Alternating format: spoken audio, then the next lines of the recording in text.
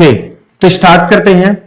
तो last lecture में मैंने बेटा आपको पैरेलल प्लेट कैपेसिटर पढ़ा दिया था, और पैरेलल प्लेट कैपेसिटर में मैंने आपको बताया था कि ये तो प्लेट्स होती हैं कैपेसिटर की, इसका एरिया यदि ए है ना, और यदि आपने इसे एक बैटरी से कनेक्ट कर लिया तो यहां पर plus plus plus plus charge आ जाएगा इनर वाली सरफेस पर, और इसकी अंदर वाली सरफेस पर नेगेटिव नेगेटिव चार्ज आ जाएगा।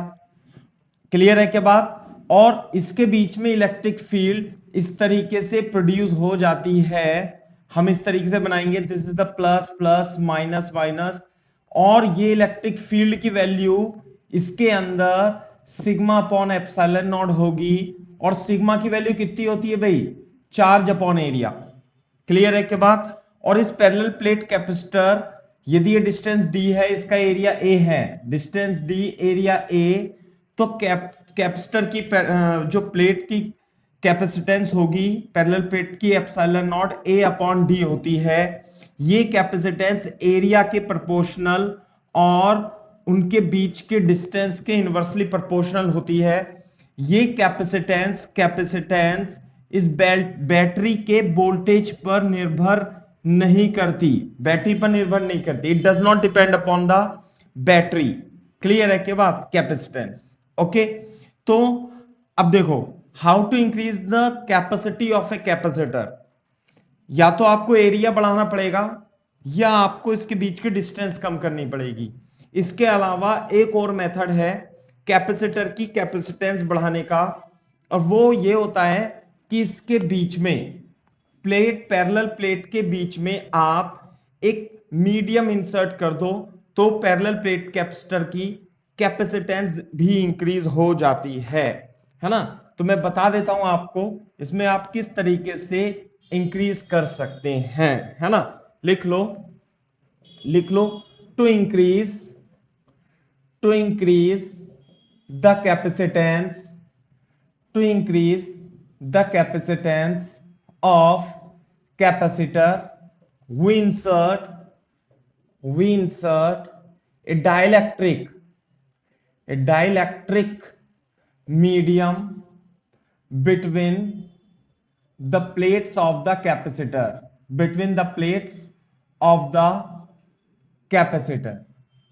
क्लियर है क्या बात? डाइलेक्ट्रिक मीडियम क्या होता है? डाइलेक्ट्रिक मीडियम एक इंसुलेटेड मीडियम होता है। क्लियर है क्या बात? जैसे डाइलेक्ट्रिक आप कौन कौन सा यूज कर सकते हैं, जैसे कि पैराफिन वैक्स, क्लियर है क्या बात? पैराफिन वैक्स इस टाइप का आप यूज कर सकते हैं। पैराफिन वैक्स होता है डाइलेक्ट्रिक, या कोई भी प्लास्टिक का डाइलेक्ट्रिक मीडियम। डाइलेक्ट्रिक का मतलब होता है इंसुलेटर टाइप का मीडियम होता है ना। कुछ भी मीडियम, आपको इसके बारे में ज्यादा डिस्कशन नहीं करना है कि डाइलेक्ट्रिक क्या होता है, बस आपको ये समझ लो कि ये इंसुलेटर मीडियम होता है, जिसे पैराफिन वैक्स भी बोल सकते हो आप, या प्लास्टिक भी हो सकती है, प्लास्टिक है ना, रबर भी हो सकती है। इस टाइप के मीडियम जो होते हैं कैपेसिटर की प्लेट के बीच में इंसर्ट कर देते हैं। जैसे मान लिया ये हमारा कैपेसिटर था, और इसके बीच में हम एक डाइलेक्ट्रिक इस तरीके से, ये दिस इज द डाइलेक्ट्रिक क्या होगा? डाइलेक्ट्रिक के बारे में जैसे मैंने पढ़ा था medium, this is the dielectric medium, dielectric medium हमने इंसर्ट कर दिया। डिस्टेंस कितनी थी बेटा इनके बीच की? डी, और एरिया था ए। व्हाट इज ई आर, जिसे आप के भी बोल सकते हो, और इसे डाइलेक्ट्रिक कांस्टेंट बोलते हैं। क्या बोलते हैं इसे? Dielectric constant. ये डाइलेक्ट्रिक कांस्टेंट मीडियम के लिए एक कांस्टेंट होता है। जैसे कि मैं बता देता हूं, वाटर के लिए dielectric, for water dielectric constant जो होता है वो 81 होता है, इसे याद रख सकते हो आप। क्लियर है क्या बात? और डाइलेक्ट्रिक कांस्टेंट के साथ ये वही है जो आपने इलेक्ट्रोस्टैटिक्स में पढ़ा था, ई आर, रिलेटिव परमेबिलिटी, है ना। रिलेटिव ई आर क्या होता है? ई अपॉन एप्सिलॉन नॉट का रेशो होता है, इसे आप रिलेटिव परमिटिविटी भी बोल सकते हो। रिलेटिव परमिटिविटी होती है बेटा ये ई आर। या इसे डाइलेक्ट्रिक कांस्टेंट के भी बोल सकते हैं, के से भी लिखते हैं कभी कभी। सुनो मेरी बात ध्यान से, अभी लिख लेना आप। डाइलेक्ट्रिक कांस्टेंट, ये के वो वाला कांस्टेंट नहीं है जो हम 1/4 पाई एप्सिलॉन नॉट लिख देते, ये वाला नहीं है बेटा। किसी किताब में डाइलेक्ट्रिक को ER से रिप्रेजेंट कर रखा होता है, कहीं कहीं के से रिप्रेजेंट कर रखा होता है। क्लियर है क्या बात? जैसे कि डाइलेक्ट्रिक एक वाटर है, पैराफिन वैक्स है, कोई भी प्लास्टिक का सिलेंडर, जैसे ये प्लास्टिक का मटेरियल, ये भी एक डाइलेक्ट्रिक है। तो यदि हम कैपेसिटर की प्लेट के बीच में किसी डाइलेक्ट्रिक को इंसर्ट कर देते हैं तो उसकी कैपेसिटेंस बढ़ जाती है। कितना इंक्रीज हो जाती है? Then new capacitance of capacitor कितनी हो जाएगी भाई?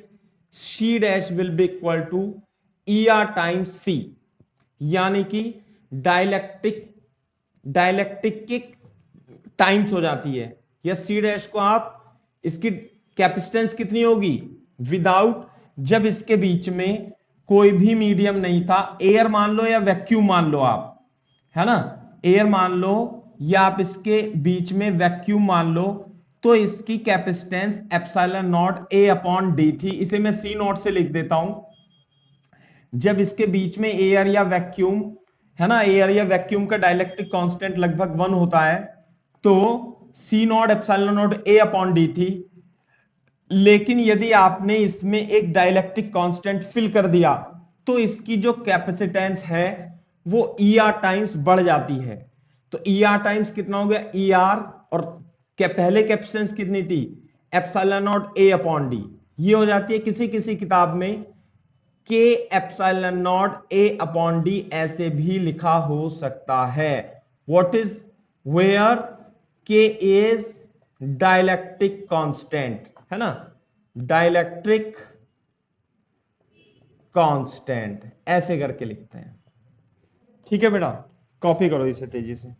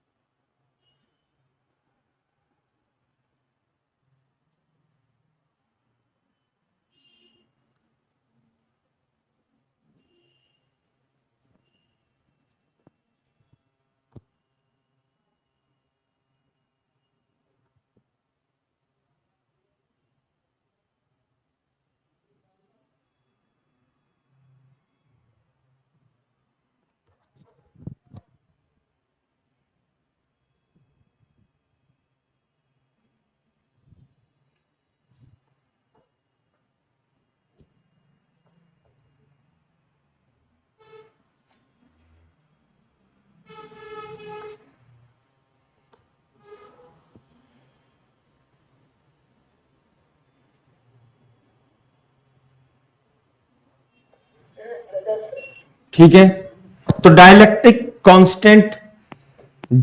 कांस्टेंट इंसर्ट करने पर, यानी डाइलेक्ट्रिक या कोई मीडियम, इंसुलेटेड मीडियम इंसर्ट करने पर between the parallel plate capacitor, ये कैपेसिटेंस बढ़ जाती है, काफी बढ़ जाती है ना।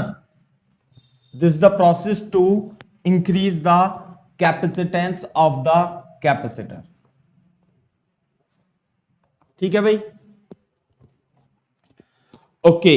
तो मैं आपको एक क्वेश्चन करा देता हूं, है ना। फॉर एग्जाम्पल बोर्ड पे देखो, क्वेश्चन मैं आपको क्या करा रहा हूं। जैसे मैंने आपको लिए बताया कि पैरेलल प्लेट कैपेसिटर की कैपेसिटेंस, यदि ये डिस्टेंस d है और एरिया a है, तो epsilon naught A upon D होगा। और यदि आपने इसके बीच में कोई मटेरियल रख दिया ऐसे करके, है ना, ये स्लैब होती है ना, ये इस तरीके से मटेरियल रख दिया आपने, तो इसकी जो न्यू कैपेसिटेंस होगी वो ER टाइम्स हो जाएगी। क्लियर है क्या बात? दूसरा, जरूरी नहीं है ये रेक्टेंगुलर प्लेट हो, ये एक सर्कुलर प्लेट भी हो सकती है। जैसे कि मैं क्वेश्चन देने वाला हूं कि पैरेलल प्लेट कैपेसिटर बना है, वो किससे बना है? वो डिस्क से बना है ना। दो डिस्क को एक दूसरे के पास रख दिया, तो पैरेलल प्लेट कैपेसिटर बढ़ गया। तो क्वेश्चन यही है, तो क्वेश्चन लिख लो, the plate of the capacitor, the plate of the capacitor are made of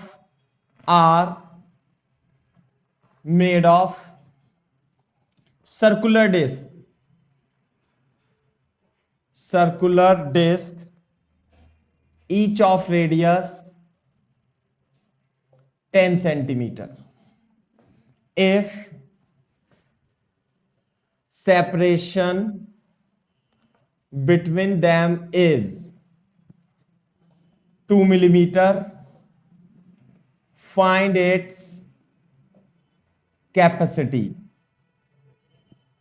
Also find new capacitance if dielectric of ER is equal to 40 is inserted between plates. This is the question.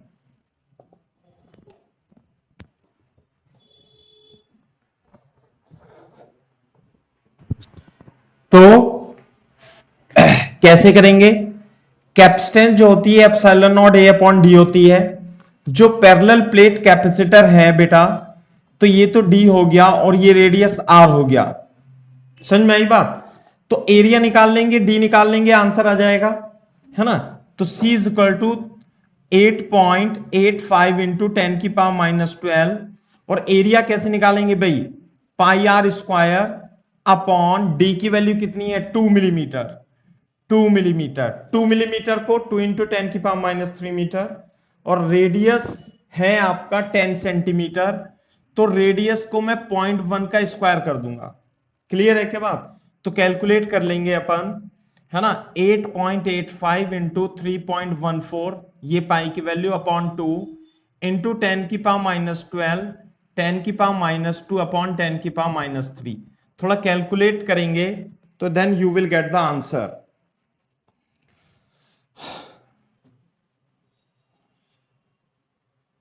हाँ भाई, थोड़ा calculate करेंगे, कितना जाएगा? 8.85 और ये आ जाएगा 1.57, है ना।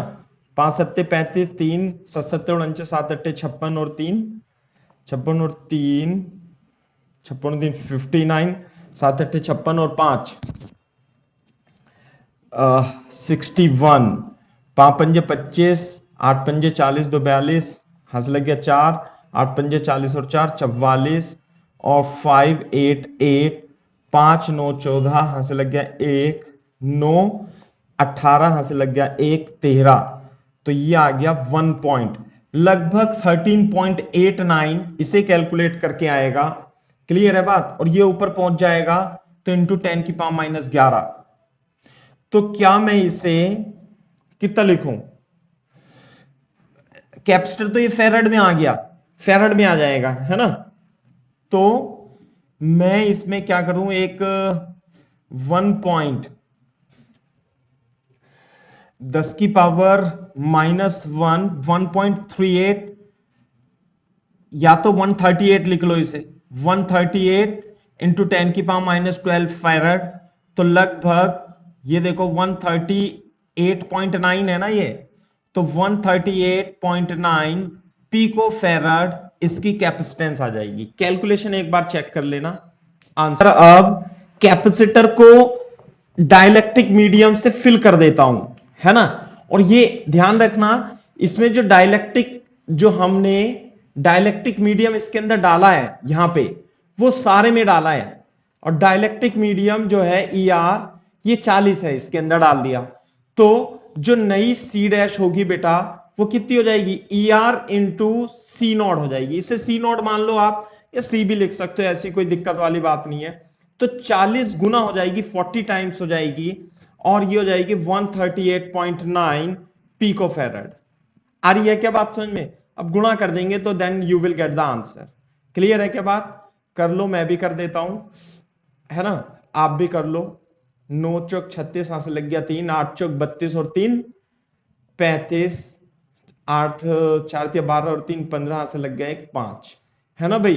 5556 पिको फेरड, और इसे 5.5 नैनो फेरड हम लिख सकते हैं। पिको फेरड नैनो फेरड में आपको समझ में आना चाहिए।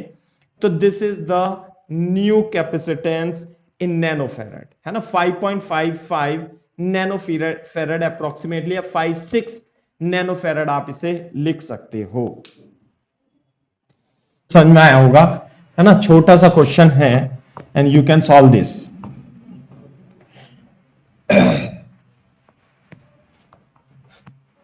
अच्छा, अब देखो इसी क्वेश्चन में मैं क्या करता हूं, ये जो हमारे पास कैपेसिटर था और इसके बीच में मैंने डाइलेक्ट्रिक मीडियम रख रखा था 40 ER का, है ना। इसे मैंने अब एक 20 वोल्ट की बैटरी से कनेक्ट कर दिया। क्लियर है के बाद? तो क्या होगा, इस पे चार्ज आएगा, इस पे चार्ज आएगा। तो आपको क्या निकालना है, you have to find the charge on the each plate on the capacitor and also the work done by the battery, है ना। ये क्वेश्चन नहीं है, क्वेश्चन ये है, if in above question plates of capacitor are connected by a battery of EMF 40 volt 20 volt. This is 20 volt battery, है ना। Then find first charge on capacitor, second work done by battery, मैंने आपको कल work done by battery के बारे में बताया था कि किस तरीके से साइन लेने होते हैं। कॉपी कीजिए, मैं आपको बताता हूं, देखो कैसे करेंगे। हाँ भाई, बोर्ड पे देखो। अब पिछला जो क्वेश्चन था, जब आपने यहां पे एक सर्कुलर डिस्क के द्वारा एक डाइलेक्ट्रिक मीडियम रख दिया था, तो इसकी जो कैपेसिटेंस आई थी वो 5.56 नैनोफेराड आई थी। बिल्कुल सही बात है। अब हमने इससे क्या करा है, एक बैटरी से कनेक्ट कर दिया, और इस बैटरी का ईएमएफ कितना है भाई, 20 वोल्ट है। समझ में आ रही है बात? तो इसमें चार्ज आएगा, इधर तो प्लस प्लस प्लस चार्ज आएगा और इधर माइनस माइनस चार्ज आएगा। इस पे प्लस क्यू, इस पे माइनस क्यू, टोटल चार्ज इधर से बैटरी से जाता है ना प्लस क्यू, इधर से जाता है माइनस क्यू, तो टोटल चार्ज तो 0 होगा। लेकिन charge of the capacitor is nothing but the charge on the positive plate of the capacitor. तो उसका फॉर्मूला क्या होता है चार्ज का? चार्ज निकालना है हमें, कैसे निकालेंगे भाई? चार्ज निकालते हैं Q is equal to C into V से। ये आधा अधूरा फॉर्मूला है दिखने में, लेकिन समझने की बात है कि ये जो V होता है ना, this is the potential difference. ध्यान रखना, ये V plus minus V minus होता है। इस प्लेट का पोटेंशियल जो होगा वो V प्लस, मान लेते हैं ये V माइनस होगा। या आप ऐसे भी कह सकते हो कि इस बैटरी पर पोटेंशियल इधर 0 है, तो इधर कितना होगा 20, तो यहां पे हो जाएगा 20 वोल्ट और यहां पे हो जाएगा 0 वोल्ट। तो पोटेंशियल डिफरेंस पूरा बैटरी का इस कैपेसिटर के अक्रॉस आ गया, है ना। तो चार्ज कितना होगा, Q बराबर CV, या तो आप ऐसे लिख दो C20 माइनस 0, या आप Q बराबर CV ऐसे भी लिख सकते हो, CV या CE या कुछ भी आप सिंबल यूज करो। तो यहां तो कैपेसिटेंस C डैश है, कैपेसिटेंस कितनी है भाई 5.56 इंटू 10 की पावर माइनस 9, और जो ईएमएफ ऑफ द बैटरी है वो है 20। तो कितना हो जाएगा बताओ, 10 की पावर माइनस 8, तो इससे कट जाएगा, और 6 दूनी 12, यहां से लग गया 1, और 5 दूनी 10 और 11, यहां से लग गया 11। तो चार्ज जो आ जाएगा, आप ऐसा लिख लो इसे 0.112, है ना, इंटू 10 की पावर माइनस 6। क्लियर है बात? माइक्रोकूलम लिख देता हूं, जो चार्ज होगा 0.11 माइक्रोकूलम चार्ज कैपेसिटर पर आ जाएगा। बात समझ में आ रही है? मैं हाथों हाथ, ये तो फर्स्ट पार्ट मैंने कर ही दिया है Q बराबर CV से। वर्क डन बाय बैटरी भी बता देता हूं। What is the work done by battery? ध्यान से सुनो, पहले भी मैंने आपको बताया था कि यदि कोई बैटरी है, उसका ईएमएफ ई है और इससे प्लस क्यू चार्ज निकलता है, प्लस क्यू चार्ज इसमें से निकलता है, तो बैटरी को चार्ज निकालने में वर्क करना पड़ता है। तो ये प्लस क्यू इंटू ई, जितना चार्ज निकला और उस ई के ईएमएफ से मल्टीप्लाई कर देते हैं तो वर्क डन बाय बैटरी आ जाता है। क्लियर है बात? तो वर्क डन बाय बैटरी क्या होगा? जितना चार्ज आउट हुआ बैटरी से मल्टीप्लाई बाय बैटरी का ईएमएफ, तो कितना ई, तो चार्ज कितना हुआ 2.11 इंटू 10 की पावर माइनस 6, और ईएमएफ क्या है बेटा? ईएमएफ है आपका 20 वोल्ट। तो क्या करेंगे अपन? 2.2 इंटू 10 की पावर माइनस जूल, और 2.2 micro joule is the work done by the battery in this case. Copy कर लो बेटा।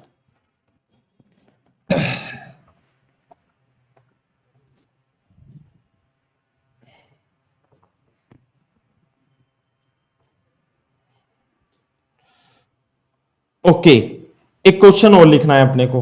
क्वेश्चन लिखो, क्वेश्चन लिखो। If area of plate of capacitor is 0.5 meter square and distance between them is 8.85 millimeter and it is connected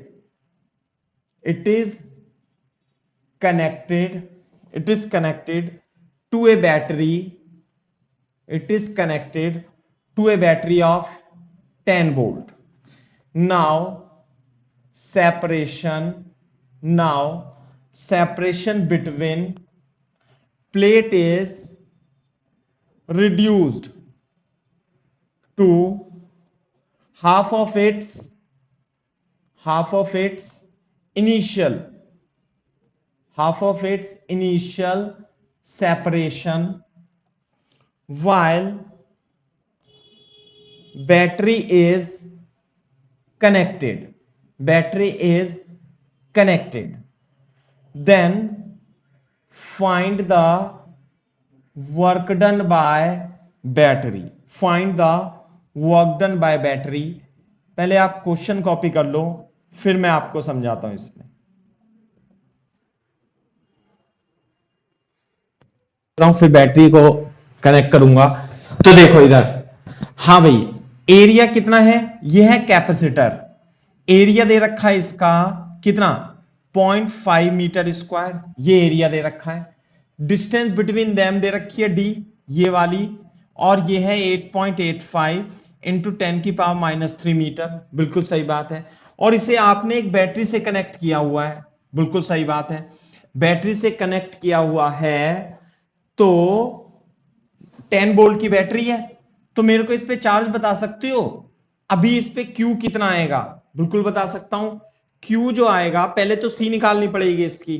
Q बराबर C into V से निकालेंगे ना, V तो 10 volt हो जाएगा। C निकालने के लिए epsilon naught A upon D लगाएंगे, तो 8.85 इंटू 10 की पावर माइनस 12, और एरिया है आपका 0.5, और D फॉर डिस्टेंस ये है आपकी 8.85 इंटू 10 की पावर माइनस 3, ये कैंसिल हो जाएगा, तो 0.5 इंटू 10 की पावर माइनस 9 फेरड, यानी कि जो इनिशियल कैपेसिटेंस है 0.5 नैनो फेरड इस कैपेसिटर की कैपेसिटेंस है।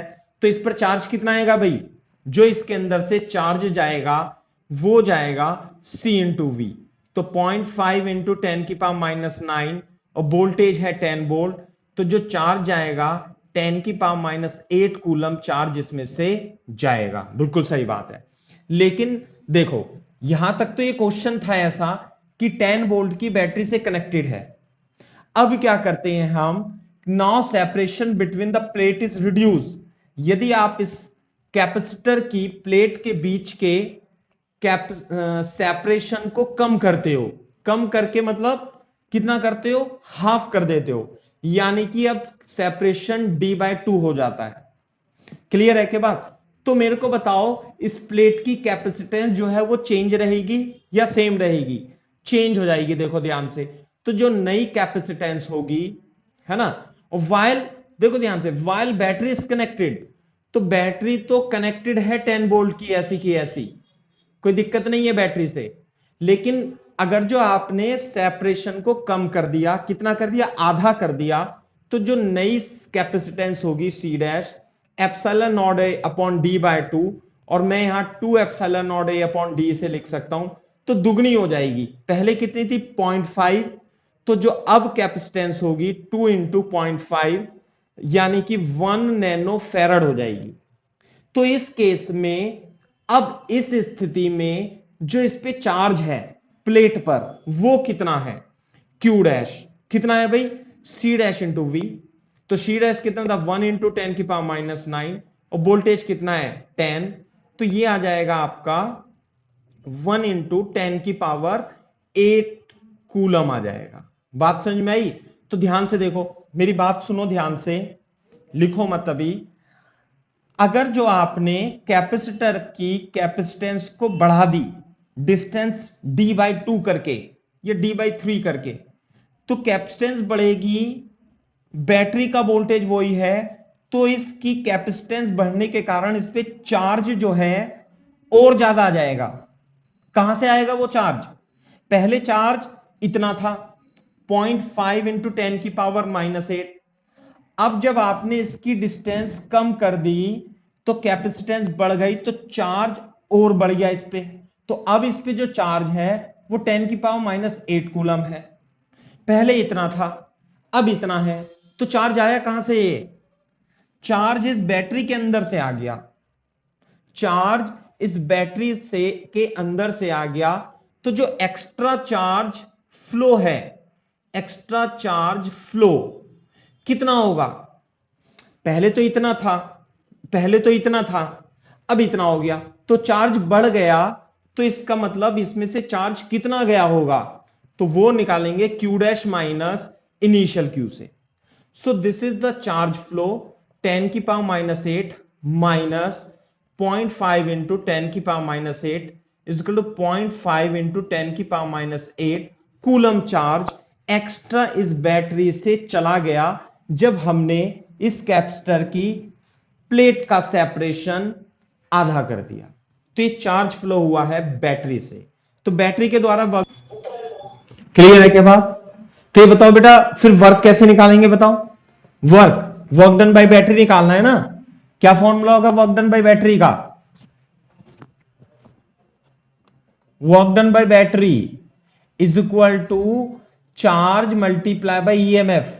तो चार्ज फ्लो, कितना चार्ज फ्लो हुआ इसमें से? ये हुआ 0.5 इंटू 10 की power minus 8 multiply by EMF 10 volt. तो 5 इंटू 10 की power minus 8 joule is work done by battery, and this is the positive work done by the battery because the charge is coming out from the battery. Clear है बात?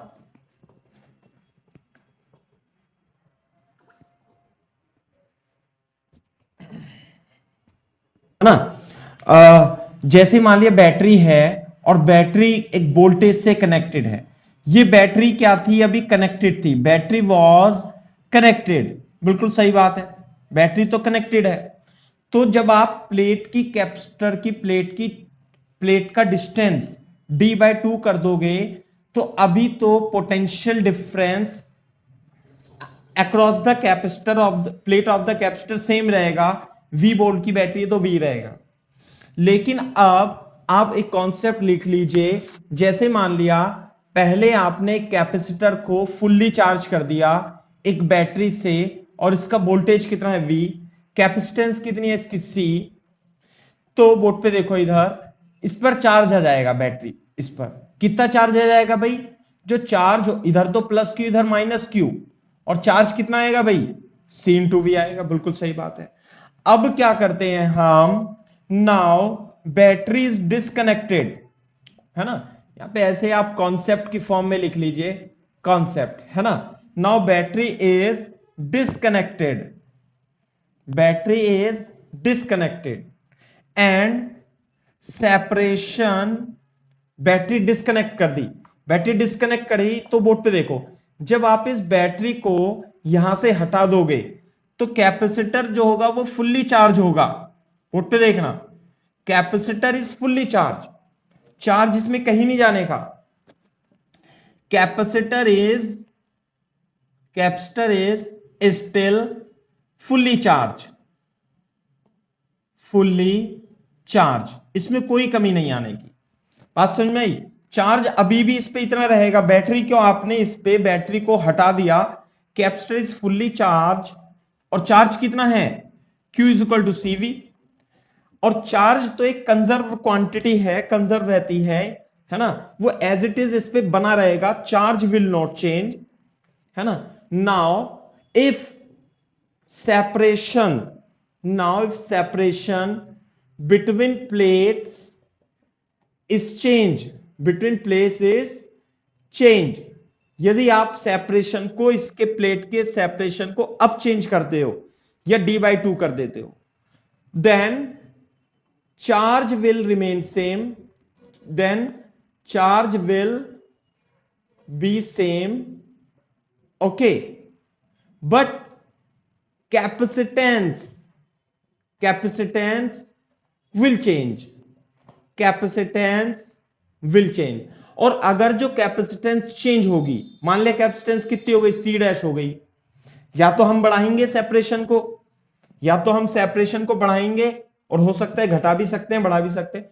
तो capacitance यदि C' है ना, मान लिया अब इसके बीच की डिस्टेंस कितनी हो गई, D', बोलो, तो कैपेसिटेंस इसकी कितनी हो गई, C', लेकिन बेटा चार्ज एज इट इज रहेगा, इस पे चार्ज कहीं नहीं जाने वाला, क्योंकि ये कैसा है, आइसोलेटेड कैपेसिटर है, आइसोलेटेड कैपेसिटर, चार्ज कहीं नहीं जाएगा, सेम रहेगा।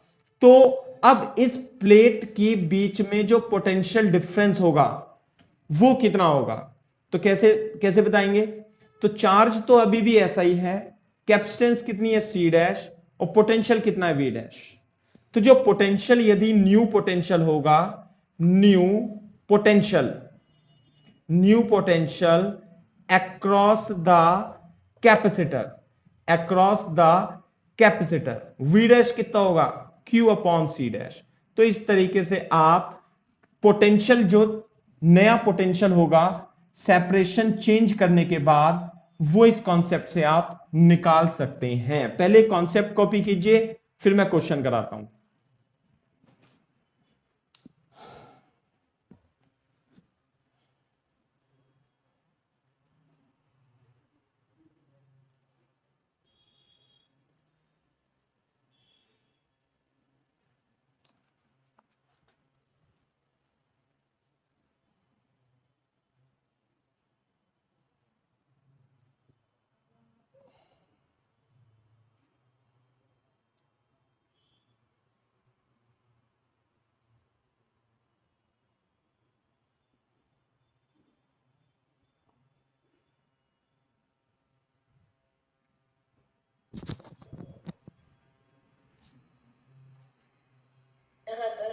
ठीक है, अब देखो कैसे करेंगे, मैं कॉन्सेप्ट मैंने आपको बता दिया, मैं क्वेश्चन लिखा देता हूं।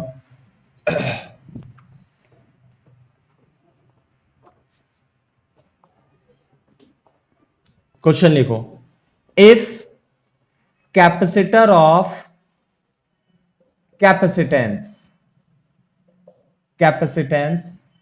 50 microfarad is connected to a battery of EMF 20 volt and it is fully charged, now battery is disconnected and separation between plates of capacitor is increased 4 times. Find new potential drop या new potential difference between plates of capacitor? This is the question, very good question. तो कैसे करेंगे बताओ इसमें? Board पे देखो, आप क्या करोगे, पहले आप एक 50 माइक्रोफैरड के कैपेसिटर को एक 20 वोल्ट की बैटरी से कनेक्ट करोगे। बिल्कुल सही बात है। जैसे ही आप इसे कनेक्ट करोगे तो it will take some time to charge fully. तो आफ्टर सम टाइम, बहुत कम समय लेता है, मिली सेकेंड माइक्रो सेकेंड में, है ना। तो फुल्ली चार्ज हो जाएगा और इस पे चार्ज आ जाएगा। कितना आ जाएगा भाई charge? Q is equal to C into V से। V is not potential, it is potential difference, remember this thing. C is equal to 50 into 10 की power minus 6 into 20।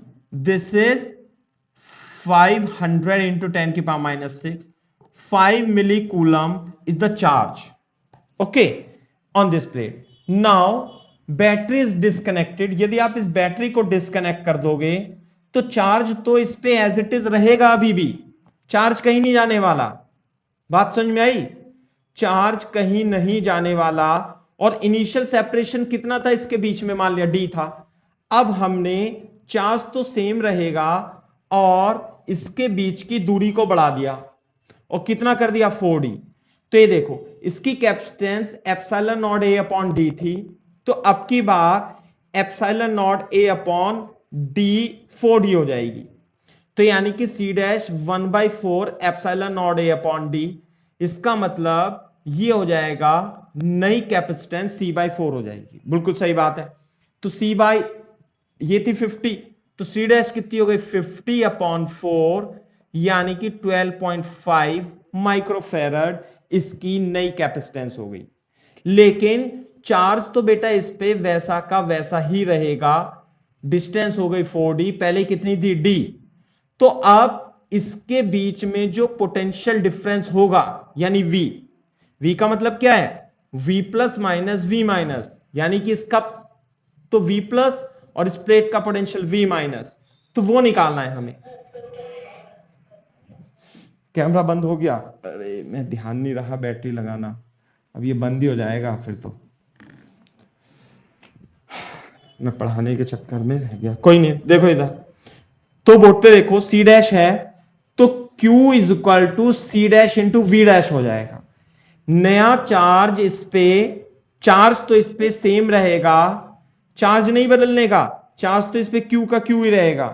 Potential difference और इसकी कैपेसिटेंस बदल जाएगी, तो V डैश जो होगा Q upon C dash. Q कितना था? 5 मिलीकूलम, 5 मिलीकूलम ये लिखा ना, और C डैश कितनी आई? 12.5 माइक्रोफैरड ये आया। तो ये उधर चला जाएगा 12.5 इंटू 10 की पावर 3, तो यह जाएगा 5000/5। थोड़ा सा आप इसे सॉल्व कर लेना, है ना। कितना आएगा भाई? 25, है ना। सॉल्व कर लो इसे आप, इंटू 10 की पावर 2 अपॉन 125। 25 पंजे और 25 दूनी, तो 4 हो गया। हाँ 4 से जाएगा ना, बिल्कुल सही बात है। इंटू 10 की पावर 2, गलत आंसर आ रहा है कुछ।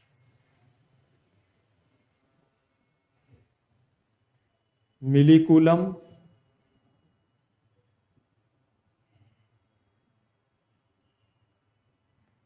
अभी देखो मैं इसे आंसर देखता हूं इसका, है ना। करो कॉपी करो इतना।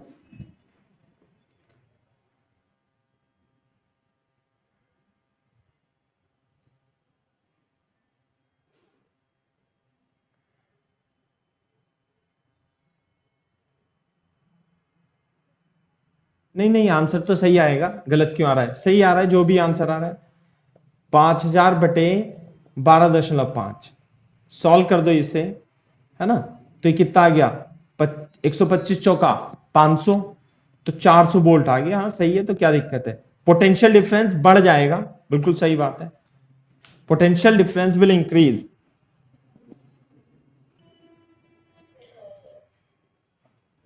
पता नहीं क्या चक्कर हो रहा है। एक मिनट आप इसे देखो बस, आपसे हाँ यहां तक तो सही है, तो C/4 आ रहा है, और देखो इधर V dash is equal to Q upon C dash, और जो Q था वो CV था, C इंटू वी, और ये है C dash.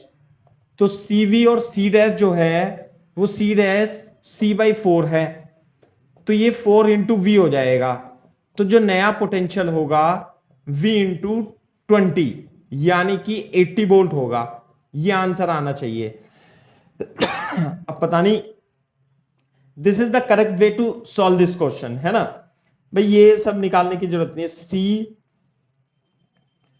C into we, मैंने यहां पर गलती कर दी, इस वजह से आंसर ये गलत आ रहा है। 5 दूनी 10, 5 दूनी 10, ये आएगा 10 की पावर -3 मिली कूलम आएगा ये इसकी वजह से गलत आ रहा है।